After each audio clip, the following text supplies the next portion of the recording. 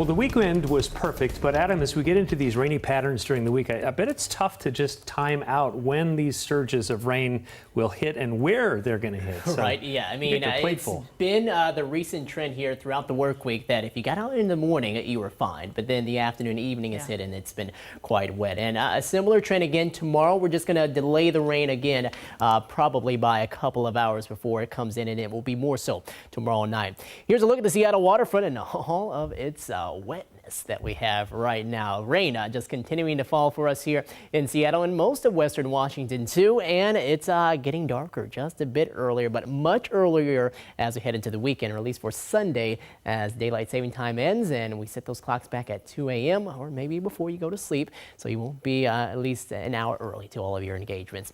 Here's a look at the rainfall for today. We were expecting the most amounts of rain, or the higher amounts of rain, to be along the coast.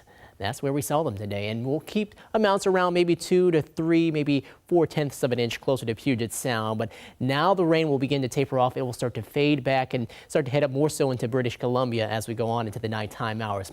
But we're going to keep things wet for the time being here at Shoreline. Looking at our school net site there, a little bit of a breeze, but not too much wind as of right now. Some areas of light rain currently in Seattle, 50 degrees for our current temperature with that east wind at 7, 52 in Oak Harbor, 49 in Shelton right now at 51 in Forks. These numbers not going to be moving much at all, so we're going to hover around that 50-degree mark, either just above or just below. The rain still coming down quite heavily farther to the north, but we were expecting to see that quick little break closer to Everett. It looks like we are starting to see some drying beginning to take place there, and I think we'll continue to see this eventually taper off. And those of us across South Sound seeing some steady light shower activity, but that will come to an end in a little while here after sunset. So most of the rain will be across northern interior, and then we're going to keep a good amount of it too across the Olympic Peninsula up until about midnight, and then that should start to fade away for us as we head deeper into the night.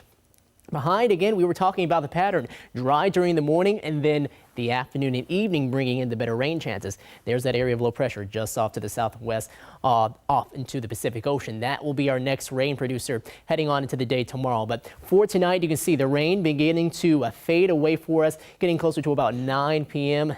Generally across Puget Sound, just a few light sprinkles here and there. And tomorrow morning, this is 7:30, you can see a few breaks in the clouds, but generally dry across most of western Washington.